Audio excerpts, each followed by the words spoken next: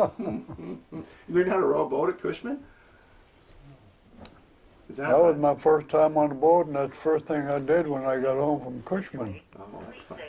I got down the river there, and the drift, they called it Lover's Drag. Don't ask me why they call it Lover's Drag. And there's big grown men on the waiting for drifts. And they were teasing me, giving me a bad time, and my turn come and I throwed my tailboard over. I rowed up and my net wouldn't come out of the boat because I never learned how to untangle it yet. And they were all laughing at me, and I was just a little kid. So I got kind of embarrassed, and I rowed up the river and went to home and straightened out the net and everything and got everything all right, and I rowed back. And then they said, well, it's your turn again. And they were all making fun of me. You know, grown men do that to kids a lot of times, you know. And I threw my tailboard out and I rowed across the river and my net drifted down. Perfect. I don't know how many fish I got, but I did what I wanted to show them that I could do it. And I always talk to people and say, don't ever do anything until you get ready to do it. That's my story. Mark, how we set for mics and everything? Are we Good. What are we doing off of this, or what are we? No, I've got a mic on each. Too many women around here. Just, I don't want them to know my age. She'll plug your ears. yeah, you guys gotta plug your ears. But if you, No, I could. What do you want now? just your My name. name. My name is, and I was born here or wherever, and in what year. So we need to get that for the record, and then we can kind of move on. And make sure you tell them where you were born too. Yeah, On the so- beach. So just tell me your name. Just say Tony. My name is Jim Wilson, and Oh, that's easy. Tell me when to start. roll. You're on. You're on. Tony, my name is Jim Wilson. I was born 1925. Were you born here in Lummi? Pardon? Where were you born? Where were you was I born? Where? Right here. Right here. Homeborn. Were you born in this place right here? The same, connected to the same place. Same area here. Okay. All right. Good. My name is Gordon Wilson. I was born December 12, 1927. 1931. We restart again. December 27th. Sure. We need to do that one more time and just look right. Okay. I'm My sorry. name is Gordon Wilson. I was born here in Lummi in 1931, December 27th.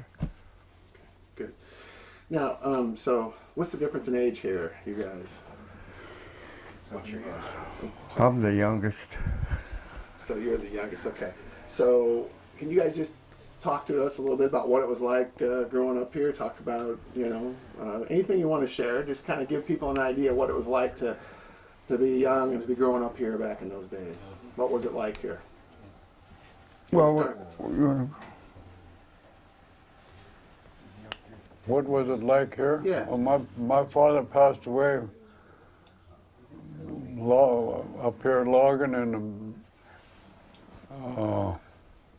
when I was 7 or 8 years old, was it? Gordy? yeah. Was it 7 or 8, how old I was when he passed away? And I guess that's when I got sent to boarding school in Tulalip. And I don't know how many years I stayed there, but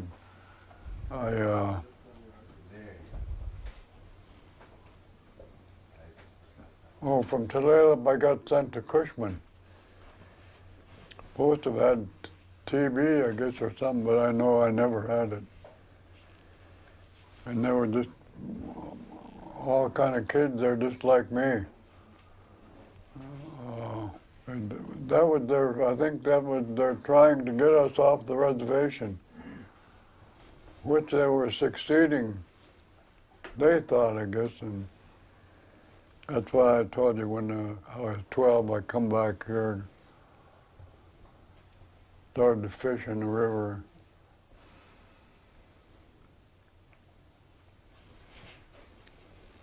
How about you, Gordon? Oh, well, why is well, there was only me, myself, my younger brother, and one sister that stayed home. All my older brothers and sisters had gone to boarding school or Cushman or somewhere. And there was three of us that never. We all had to stay home by ourselves. At that time, it was I didn't remember my father, but that was my stepdad and my mom, and we used to live out top of the hill here. And all we'd do as we were young, we'd go down, walk along the beach, pick up shells, and haul wood home to burn in our heating stove. And we didn't have much time to play because most of the time we were working. When we first, when we can old enough to work, that's what we'd done. We either went up and helped my stepdad when he was logging in his logging truck, or be out digging clams, whatever, fishing, just hunting, a lot of hunting. And what were things like here on the reservation at those times?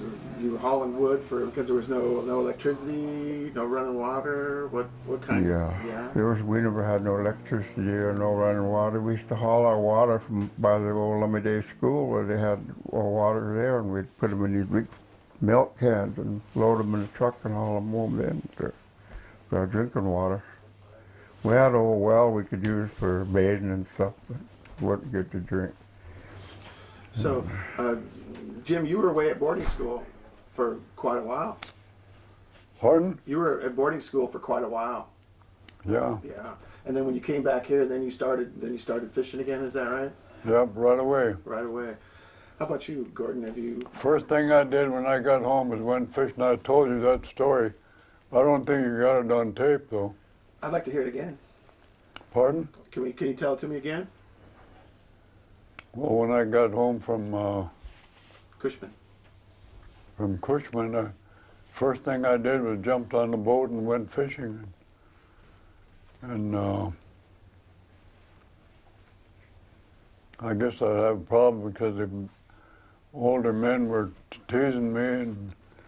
And I know one thing, I never talked back to them. Because when you're going to school, and like I did, you don't talk back to nobody. You just listen and do what they tell you to do, or you're going to get a strap on you. So I told you the story already about the going fishing, but I went and about having problems setting my net out, and I rode up the river and fixed my net and got everything all ready, and went back down there, and my turn again come, and I set out, throwing my tailboard and let my net go, and everything went perfect. And that's why I tell you the story about don't do anything until you get ready to do it. Ready and everything will be all right.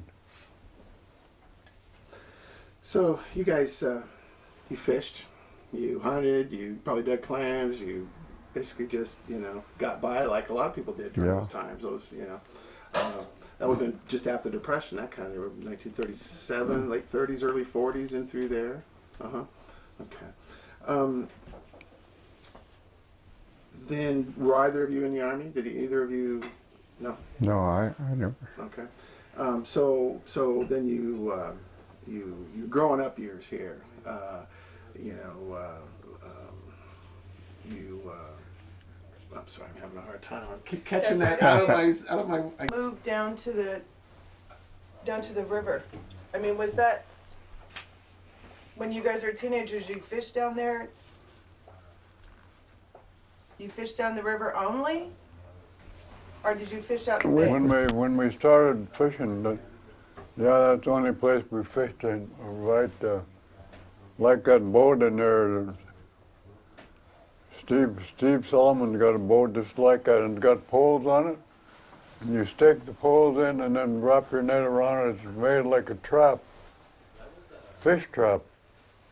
Only it's used by gill netter. And you have the poles like that, and you stick them in the ground and wrap your net around it. It works as a trap. The way the non-Indian fish, they made traps. And I think that this is something that I got to tell you is my mother and dad worked out at Lummi Island in the fish cannery. And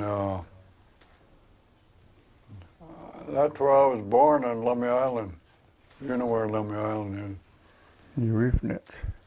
I always tell the story about how I thought it might have went was my mother started getting her pains while she was working butchering fish. And she walked up the beach to go to the old shack that we lived in. That's all there was out there. Everybody lived in them things. And then I tell people I was on a, well, what do they call it when you take people out for a ride on a boat? Like an excursion kind of Well, anyway, tour? I told them this story. I said, but my mother didn't ever make it up to this old shack. I was born on the beach.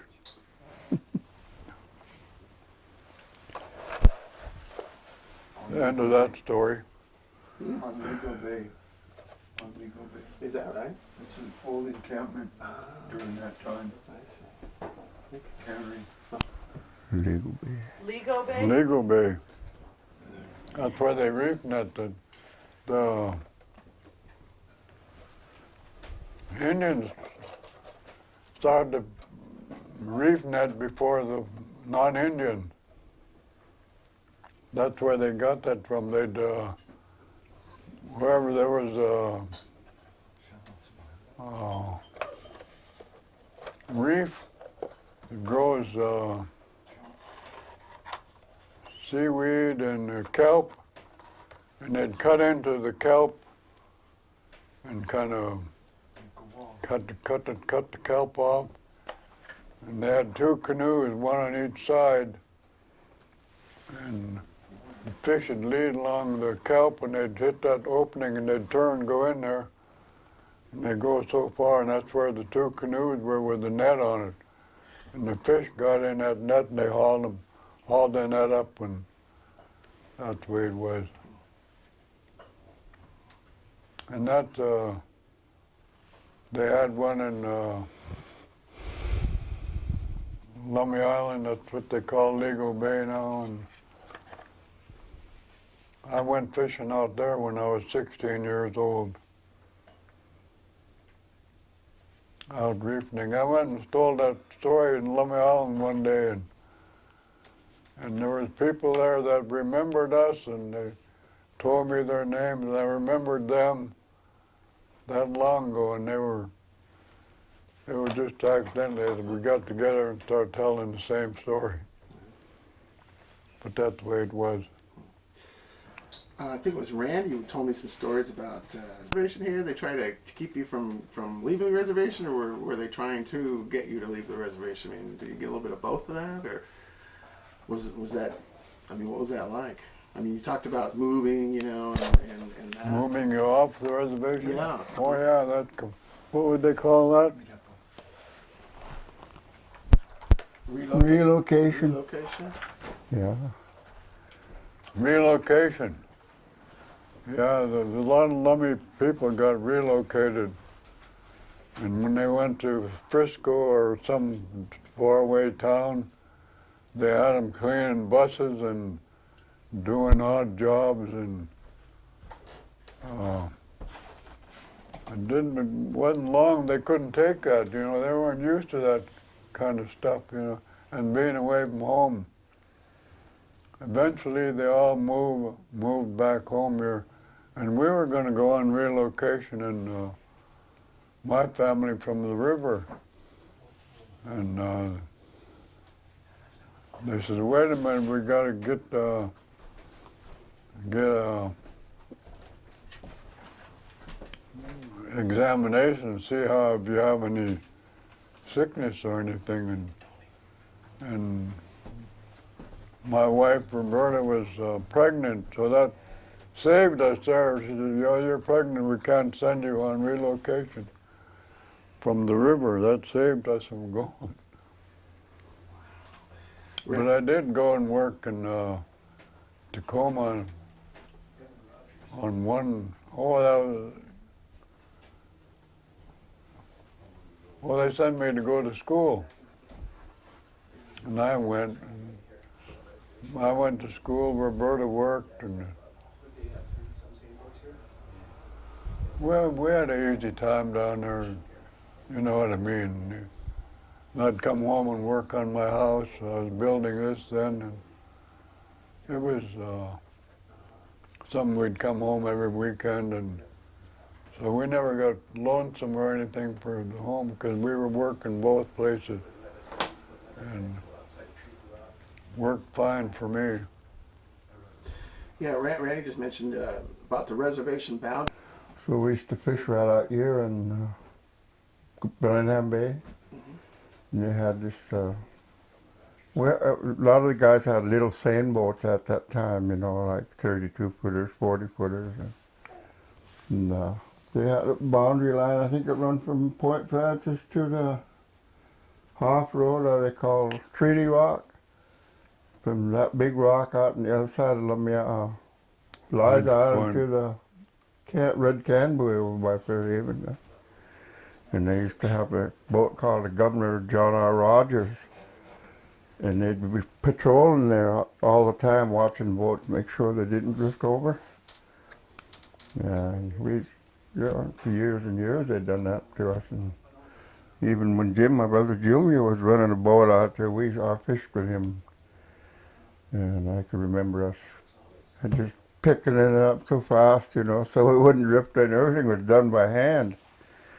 And we'd have to pick up real fast in ebb tide, make sure we didn't drift over that line, because that boat would be standing there watching us. What years was that? Oh, gee. Ballpark. I don't remember. Must have been in the 50s. 50s, yeah. Okay.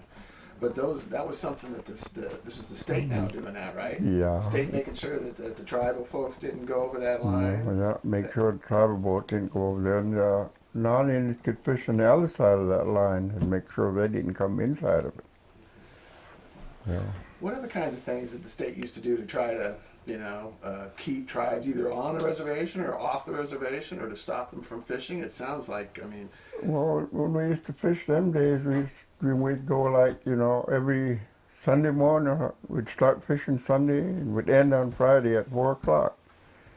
And we knew we had 5 days. We didn't have to wait and have a fish test or everything. We just get in our boat and go fishing. Well, we fish 5 days a week. We'd open at 4 o'clock Sunday, and we'd close at 4 o'clock on Fridays and come home for 2 days. Until later on in the boat decision, sometime we're out there for 3 weeks, isn't it, Steve? Long time before Yeah. everybody come home. Yeah, we'd just be on our way in. They'd give you extensions, so we'd have to go back out again. Then we'd get to come home and change our shorts. We'd head back out. what's the story about getting chased back on a monofilament, or Oh, what's that story? There was What a that? build-up to the boat case. Ah, yeah, that was Taking during the boat citation decision. For court evidence.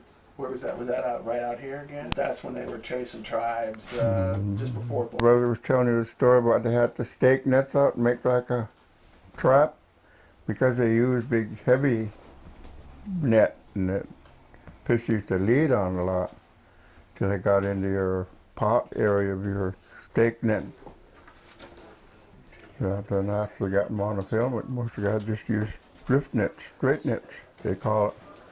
Except Steve, he still goes out there and sets a great big old 200-pound pot. That's still our way, though. Everybody uses that. What's this about a white fisherman's map on the docks? No, mad. Mad. Oh, mad. Was there a lot of? I mean, I know. I've seen some old film of stuff. Some of the fighting that used to happen on the docks here between. Is it pretty bad up here? Well, you know how it was as a gillnetters because I was always on a seiner. And a lot of times we'd go out on pink salmon. We'd go out early in the morning and come back about 9 or 10 o'clock with a boatload of fish. And we'd try to get into the harbor where we'd sell our fish and they'd have it all blocked off so we couldn't get in there to unload our fish. And if you did get in there, they have vehicles where you could even, they plugged the roads and everything so we couldn't get to our boats or leave the harbor. Point Roberts too, Gordy. Hi? Point Roberts, remember? Yeah, And Point so- Roberts. These were other non-Indian fishermen mostly doing this. Non-Indian fishermen Yeah, doing it. Not so much Yeah. the state, but other yeah, fishermen. and other fishermen. Yeah, other fishermen. They didn't like the idea that we were fishing there on the beach, which you can understand, I guess. So Lummi sounds like it was regulated fairly early. You had certain fishing days where you could go out. I mean, I don't know. 5 fishing days. We fished. 5 fish. This was pre-bolt. This was pre co-management. So Lummi was already managing its fisheries like that then. That's When there wasn't very many fish, they used to let us fish 7 days a week. Remember that? Yep. So you guys before Bolt, is that true? So things were kind of a lot of bad blood, or No, I don't know if it's bad blood or not, but just the idea of us fishing and just the idea of tribes fishing.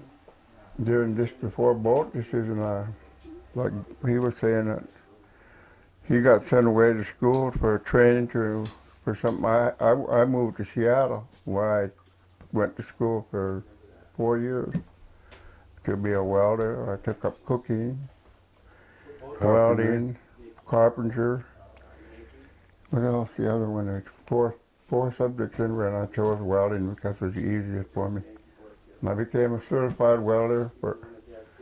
I welded in Seattle for 3 or 4 years, and during the boat decision, and when the boat decision, I moved home and I worked up at the refinery there as a welder's helper because I didn't have the test stuff, So then I finally passed all the tests, so I became a certified welder up there where I could weld. And I got laid off up there, so then I came home and I heard some openings on the sand boats. I went and got a job on a sand boat, and that was when the boat decision started.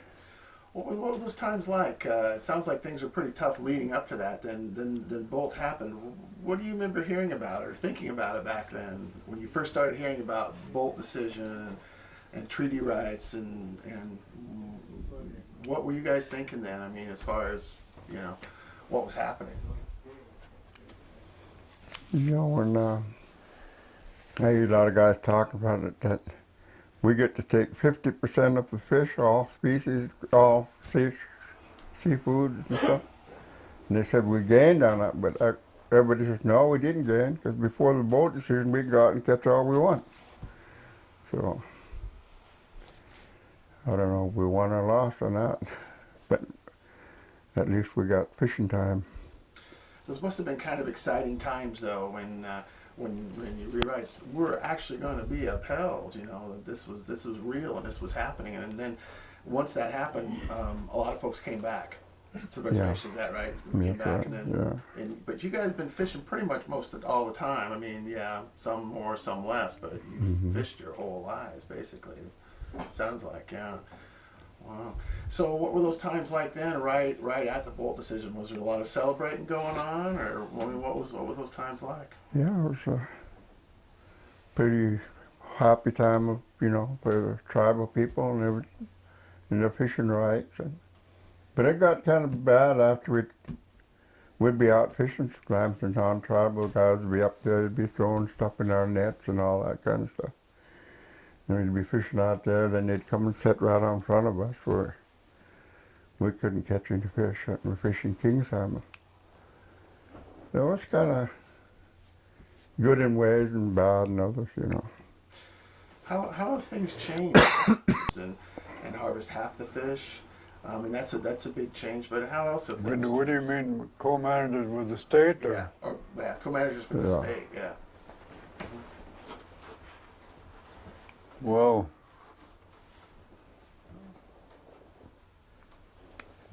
as the co-managers know, the state made their agreement and we made ours, and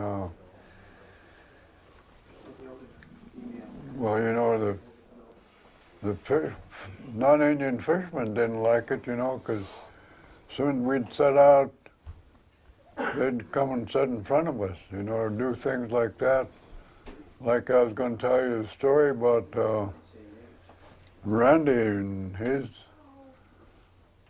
dad they set out and they must have hauled a whole bunch of boulders out there because they threw them in his net. And they did things like that, to discourage us, but I was running a seiner then, I think Gordy was too. And every time they'd just wait for us to set out and they'd sit in front of us. And it's something that we figured we had to put up with, so we didn't fight back as hard as they did, because, one time we had 30 seiners, now I think we got 2 or 3. 7. How many? I think there's 7 now. 7? Oh.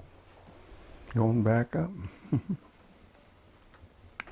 So you can understand how that affected us from them trying to slow us down, and the board decision we get 50% of the harvest, I guess, harvestable fish from, most of our fish come from Fraser River. And Point Roberts, just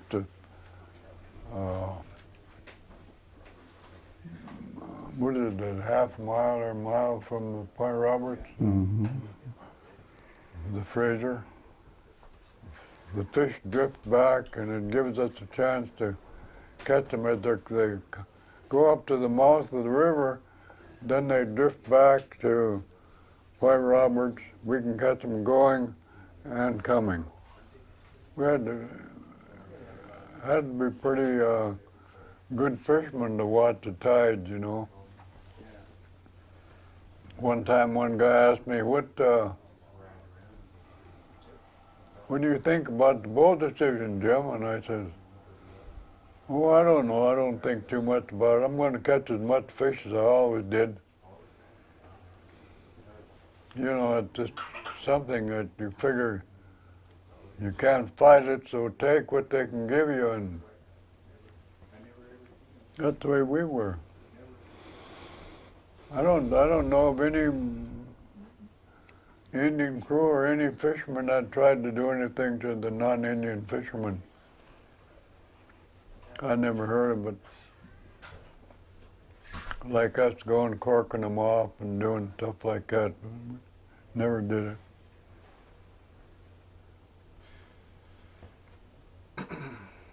There, what do you see?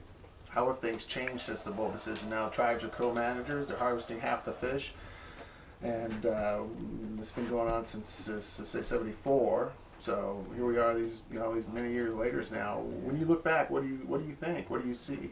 How have things changed? Are things better? Are things worse?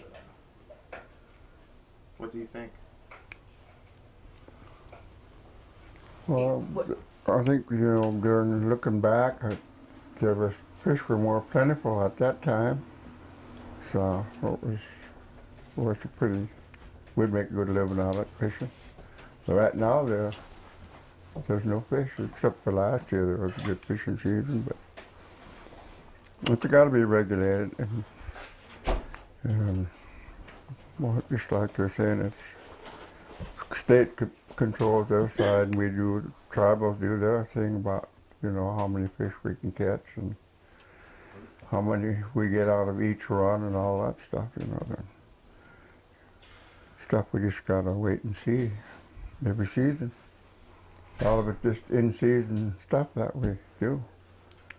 If there's gonna be any fish today or tomorrow or whatever, you know, they'll show up when they sometimes unexpectedly. How about you, Jim? How do you think things have changed since the bolt decision? Have they changed for the better or the worse? Or How things changed since the bold decision? yeah,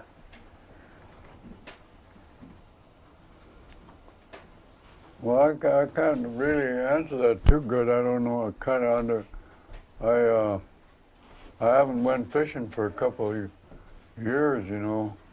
I mean, my boat went out, but I didn't go with it. I went one year, and my boat still parked out there, and it went out for a while this summer. And I don't know, a lot of our own fishermen that I know, like Dana and the other boys, caught a lot of fish. You know, and just like it all depends on the run. You get a sockeye run at Adams River or early Stewart. The early Stewart come right by here, we could see him. Right here, going toward the river. You know what the fish say when they go by here? Here I am, come and get me.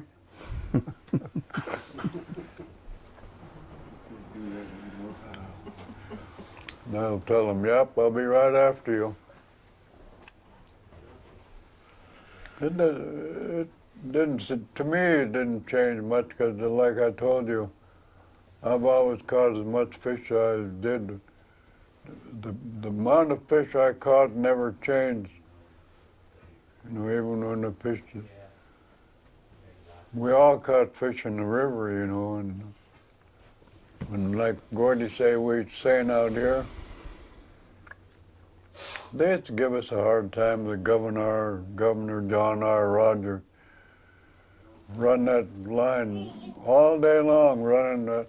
They were that strict to us that they made that game warden run the line all day long. Look at all the gas and everything and time he put out there just to keep us inside the bay here. So, well, that's the way it is. You know, it doesn't seem like to me that we could do our best. We had good fishermen, you know, and we still do today. All Lummi boys are all good fishermen. It costs money, you know, to put a gear together. And if you don't get any fish, you're that much in the hole. They probably thought they were going to run us out of that, making us catch less fish and keep us from paying for our gear. And that's the way it was all the time.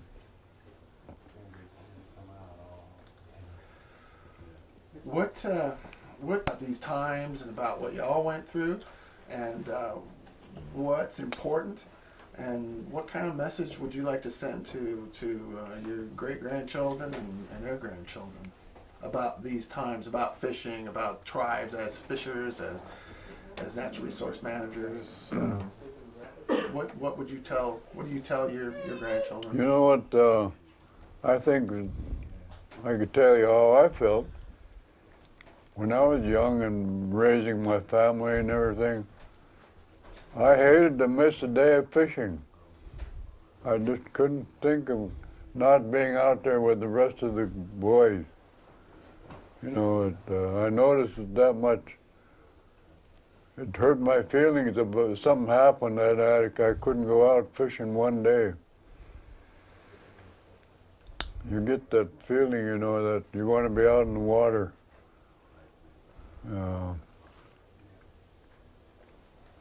Well, that's just the way it was. You know, I think it was the way for all of us guys in here, because we're all fishermen. All my relations, my good friends. That's just the way life was. And it could be the same, you know. Well, wouldn't be the same to me because I wouldn't be there. You know what I mean?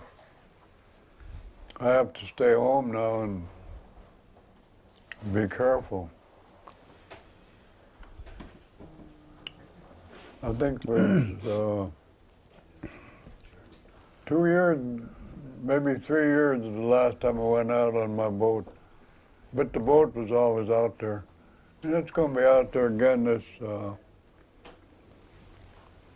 summer.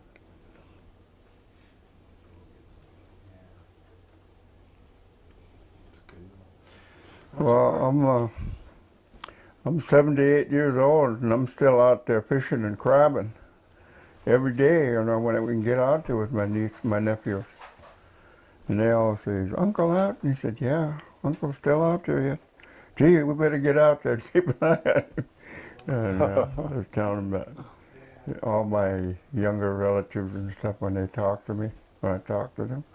Because you guys don't have to do what I done. I had to work and fish all my life, and you guys don't have to. You got schools and everything, you know, where you can take training and do something else besides fish. So I tell you guys, you're better off than I was. So I advise them to stay in school, do it. Maybe you can go fishing once in a while. I take them out once in a while, or they come with me and help them. But I tell them, see, this is a lot of work. I've done it from when I was big enough to row a boat too, so it's kind of natural for me. But I told them, you just can't jump in a boat and go fishing. You gotta learn the waters, learn everything, you know. Like, I don't even need a chart. I can just go sit any place I want. I don't know if I'm in a reef or in a shallow water. But I have this other stuff on the boat to make sure, because things change. But my advice to everybody is to just stay in school. Stay away from drugs and alcohol. You'll be all right. Excuse me, you're 78? Boy, you're 78? 78. I hope I look as good as you do when I'm 78. I'll tell you. Wow. Well, my uncle, these boys' grandfather, he's fishing me, he's 85, and I said, my uncle fished to his 85, and I'm going to go till I'm 85 too. I So, don't know, they had traps out there. yep. Used to have a trap right out here. Oh, is that right? Is there anything else you guys, something you'd like to tell anybody or anything that we haven't talked about? No? Well, that covers what I did. How about Mark, questions? Wait, Auntie. I went to Lummi Day School, and from there I went to Ferndale. Oh, really? You went to Ferndale, huh? Yeah. Gordy didn't go anywhere to school like I did. I always ask him, what did you guys do when we weren't around, Gordy? You know, I always wondered that. I still wonder that today. Maybe he You can and who tell you all was now. home? Me and Gary and Mary. You know, that Oh, yeah. that's a scar a lot of these elders carry. Yep. You know, that Times, and he couldn't believe it himself, you know, that he got. You know, before I forget, I was going to tell you, maybe Althea could tell you, or somebody in there. They had a protest out Point Roberts, and I don't know if anybody remember. I was there, and my family was there, and they burned a boat for the protest. One of our boats. Salmon treaty. I remember that. That was You when remember the IRS that? was trying to tax the tribe on your treaty catch. The IRS was trying to tax you on your No, that income. was before, that IRS was before, and then. No, another thing I was going to tell you, because I always want to tell somebody, because I'm kind of proud of it, that my wife Roberta wrote a story about the Treaty of 1855. What did she call it? A question of respect. She showed it twice up at the casino, and the kids wanted to get together and do it over again. You know, I think that'd be great, because they let us use that big, what do you call it, the Pavilion. pavilion, free. Let her use it free, I mean, to show her play. And this was all about fishing and boat decision, and like I'll tell you a story about, I got picked up for fishing off the reservation, right up here on the flats, and the patrolmen come from Bellingham Harbor. And then some of them, they were parked on the road and come down the hill to catch me. Just me. Had my net set out there, right up over there by the cement plant, if you know where that is. And then another thing, I had a monofilament net, and I was using it, and I got it from Canada, because they outlawed it in Canada, and they just had it laying on the dock, and I went and picked it up and threw it in my trunk and brought it home here. And I hung it, and that patrolman come talking to me, and he says, by the way, how does that monofilament net work? I said, oh, it don't work any good, it doesn't work any better enough. While I was telling him that story, 3-4 big fish hit it. And they seen it. They said, that looks like it works pretty good to me. And I wanted to go to, I had to go to court, and the prosecuting attorney was walking down the hall when I went into the courthouse, and they says, I can't remember his name, but they says, what'll we do with this guy? And you know what the prosecuting attorney says? Throw the book at him. And they were talking about me, and I was standing right there by myself. There were 2 or 3 ladies, and they were told me to plead guilty, and them ladies come up to me and said, no, you can't plead guilty, Jim. You're innocent. So I went to court, and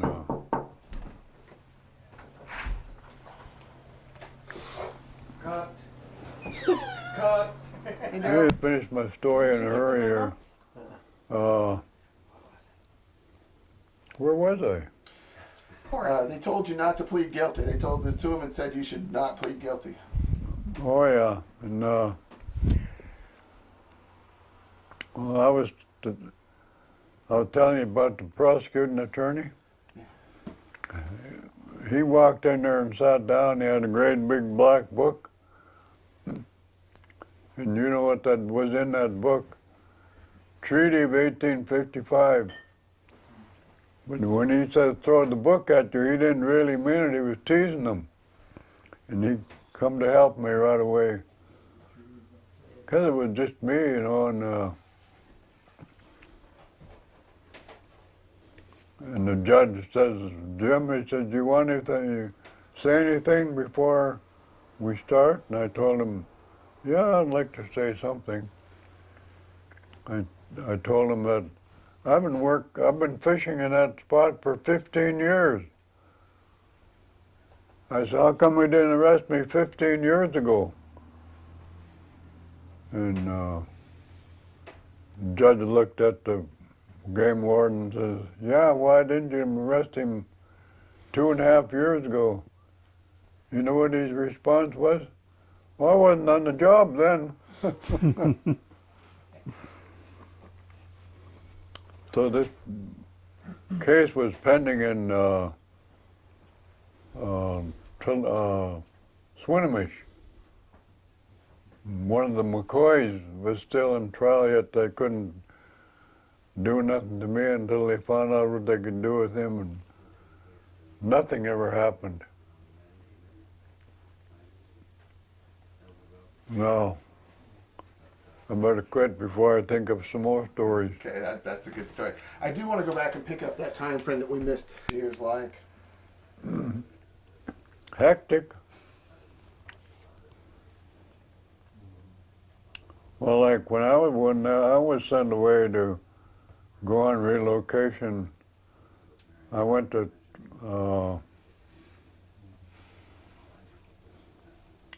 Tacoma. What do they call them schools you go to learn how to weld and all that? What do they call it? Trade school? Trade school or something. That's where I went. My wife worked, and I went to school. And all my kids got down there, and we stayed there, and that's how I was building his house. And I'd go to school and work all week, and come home and work on the house, and that's all we did, go back and forth. And it wasn't that bad. It was, I think the kids didn't mind it, you know, something to do. Always with the idea that you were coming back here, though. Pardon? You always knew you were coming back here. Pardon? You always thought about coming back here. I mean, you were building your house here. Even while you were doing that down there, you were always coming back here, right? Right. Yeah, okay. The Prohibition era and World War II. Yeah, that's what we're talking about. What we took in those days, you know, what was in World War II in those times? How were things different then, as far as like tribes and tribal members and that kind of thing? This must have been, you know, a lot of war production kind of things going on up around here, that sort of thing.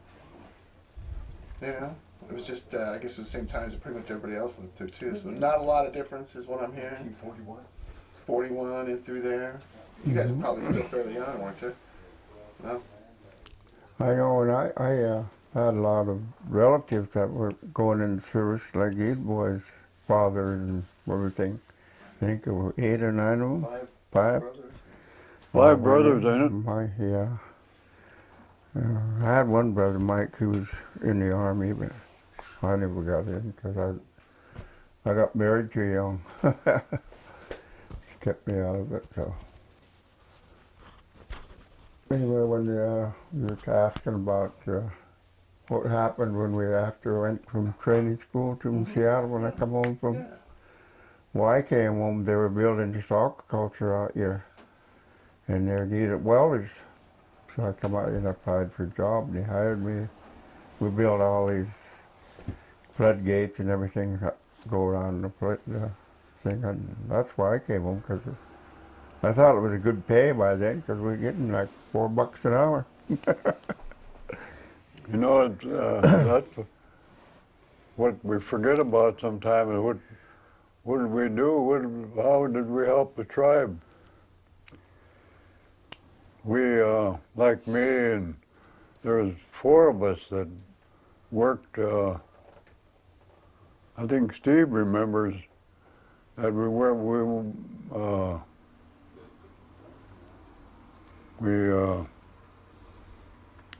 what's the name of that hatchery up there, up the end of the river? Skookum Creek. We went up there and Built a hatchery. started that hatchery, Actually, we planted our own fish up there. Before they had the fertilities, you know, in the water. Latter 60s. And we done that on our own. We put the eggs in there and watched them just like it was with our own, you know, and I thought that was pretty good, but I thought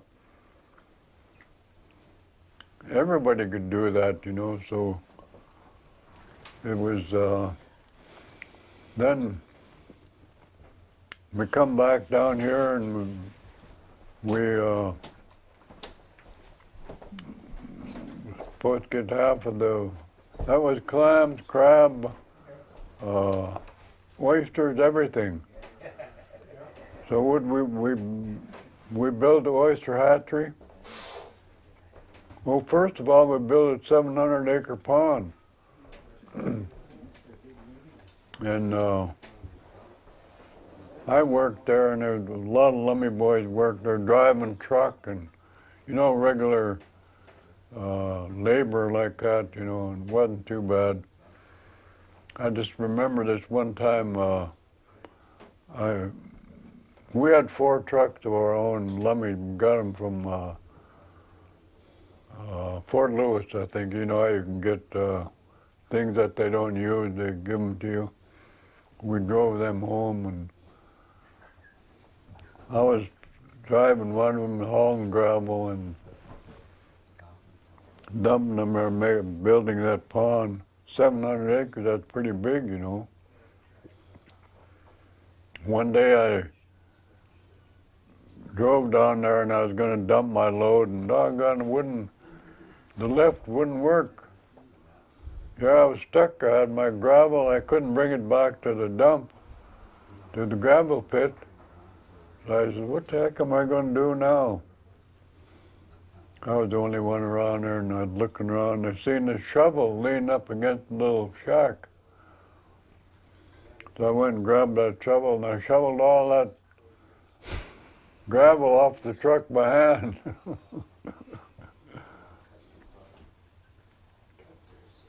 Well, I like that story, though, but it was kind of hard work. I would say 10 yards of gravel. Yeah, okay. Well, what do you guys think is the future here for fish? I mean, do you think there's going to be fish? Do you think there's always going to be fish? I mean, what do you think about the resources, the fish, the shellfish? Where are things heading as far as that goes? Do you think? You want to start, Glenn? You know, I think right now, I don't know. You know, even crabbing is so bad now. So, I guess we have the divers now fishing cucumber fish and all that stuff. So there's a bright side of it and a kind of a downside of everything. You got to either do one or the other. And it costs money to get up for divers. Well, I don't know what the outcome of anything's going to be in the future. So that's true. Are you optimistic though? Do you think there'll be fish and shellfish? I think it probably will in time, but it's going to take time. Like everything else, it ain't going to happen overnight.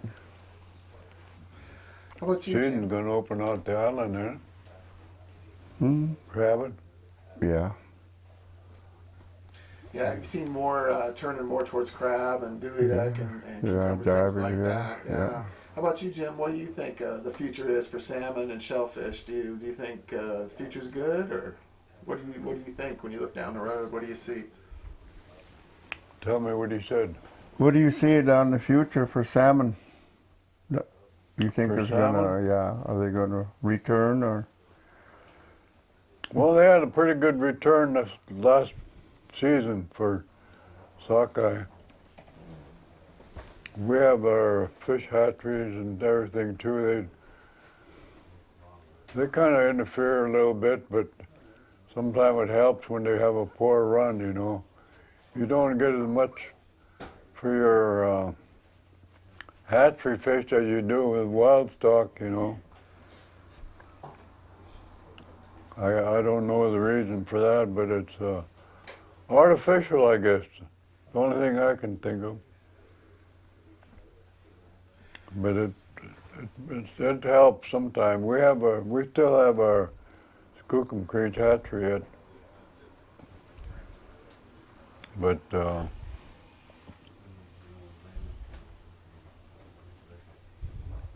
I think it could get better. That's my thought. You asked me what I thought about it. I think it could be better, and I don't think anybody should quit working on that fisheries like our fisheries. You know, like they're having meetings over there in Canada right now. Did you go? You better have. I'd like to meet some of them people, because we meet the Canadian Fisheries Commission just like we are. We work together, and there's bands of Indian bands up and down the river. I can't remember how many. A lot of them is, Steve. How many do you think? There's 5 or 6 or more? 76. Huh? 76. Band that they have to get their share. Before anything happened, they take the share of them bands first. You know, Canada, well, I guess we work together, so that's good. You know, anybody that works together, always better than fighting. That's what I try to teach everybody, you know. Respect yourself, respect others, and a little love will go a long way. That's the end of my story. And that's the end of my questions. I know you guys. That ballpark, does that help you? Yeah. How many of us were at home? But the bolt decision was, like probably you and I, you're a couple years old, and Richard's probably a couple, 3. I was still fishing right here, you know, and I don't think I was really able to get to the outside fishing. I was, you know, probably. See, we were under the direction of our grandfather Yeah. who lived here, and he's the one who did us driving us, telling us what to do, and we could share. So, we need you to say your name. I've been here a long time.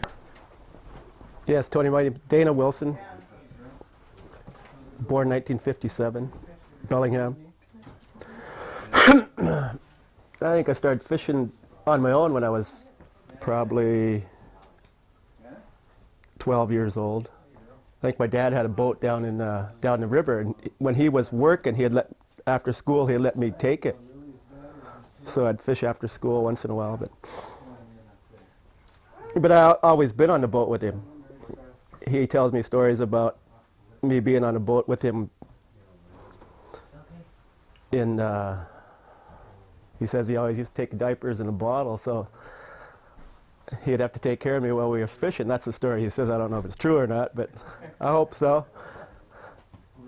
But anyway, and I remember sailing with him when he fished for Alaska Packers in Blaine.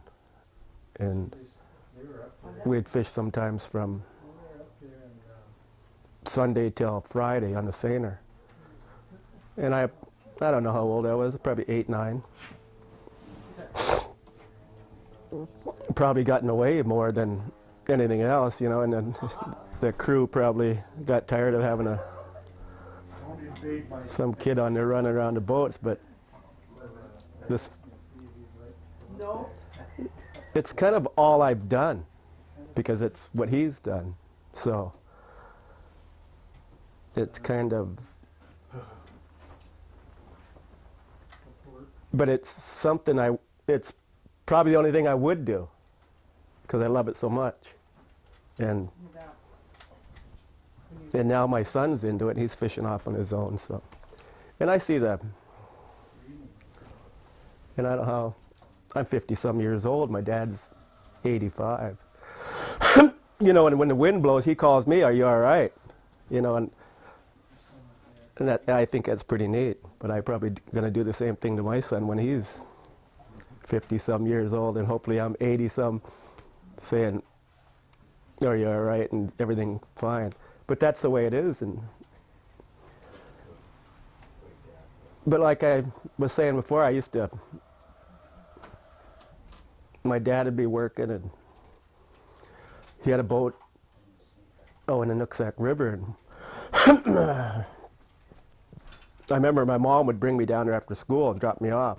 And she says, "I'll be back at 8 o'clock to pick you up," because back then there was if you was in school, you had to be off the river by 9 o'clock, because the truant officer would ride up and down the river to make sure that everybody that was fishing, if they were still in school, they had to be off the river by 9 o'clock. So it was,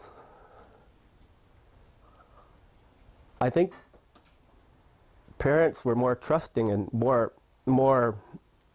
I think they thought kids were more responsible back then, because I can't really see that happening today. But it and I wasn't the only one there. There was a lot of my cousins and stuff were down there, and and that was the good thing. We were teaching each other how to, and it got competitive. That was pretty neat. And a lot of it is today. That's how fishing is. It's competitive, and the good thing about it, it's competitive, but if somebody's in trouble out there, everything stops. And to make sure everybody's all right, and then go out back fishing again. So it's kind of neat that way. It's kind of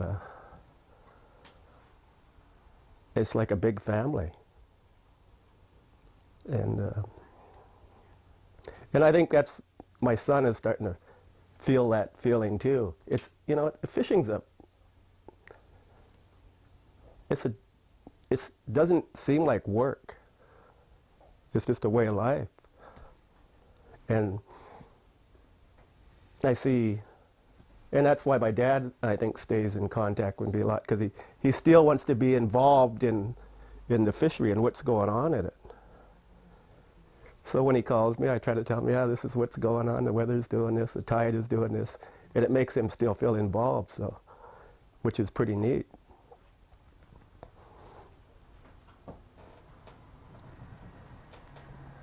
But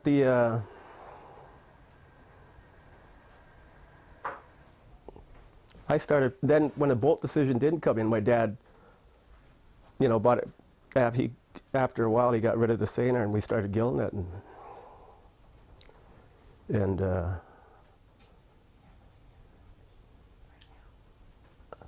it was kind of a struggle at first, because I think my dad was more of a seiner than he was a gill netter, so we both really didn't know what we was doing, so we was kind of learning. And I was watching, like, my older cousin, they were always seemed to be catching a little more fish, and I was thinking, Dad, we got to move here or do something. And he was always so used to an older way, so we butted heads a little bit about that, but it was kind of neat. And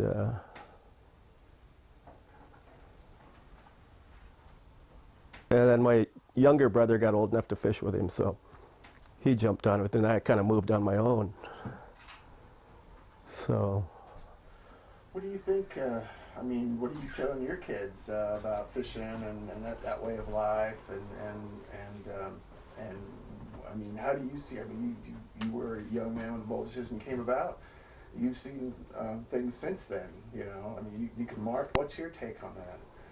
What's your take on the way things are, how things have gone since then, how things are now, and then what you expect down the road?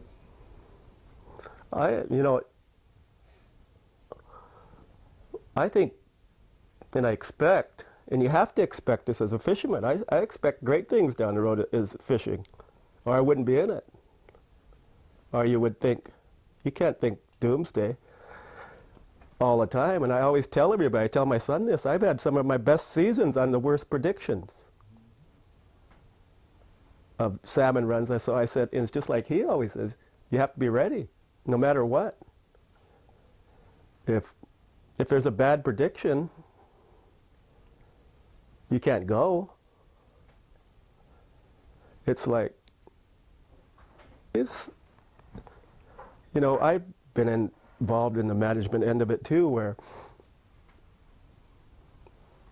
nobody knows, just like this year. It's been the biggest year since 1913. And I don't know what we started out with. What was it, 200 or 400,000 we were supposed to catch, or 300,000 we were supposed to start with? It ended up being 33 million, if not 40 million. I mean, so you have to look like it's going to be great down the road. It's going to be good, or you'll never be ready. You know, you think, I can't spend any money on gear today because it's not going to be a very good season. But if you're not ready, you're not going to make it, because you're just, and that's the way fishing is. It's just like, and I hopefully, like, my son can see the same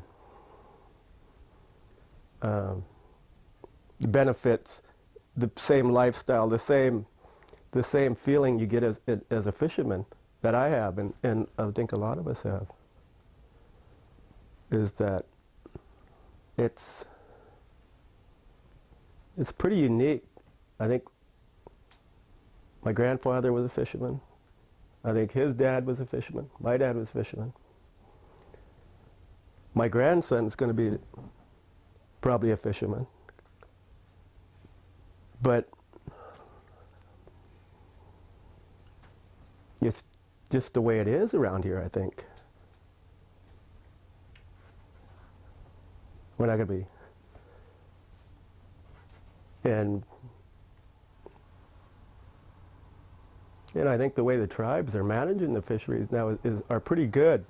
That there's always going to be a sustainable fishery in this area because of the way that I think the tribes manage it.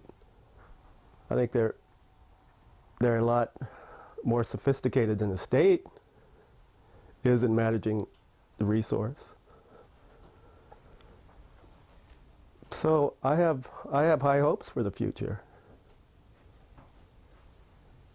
And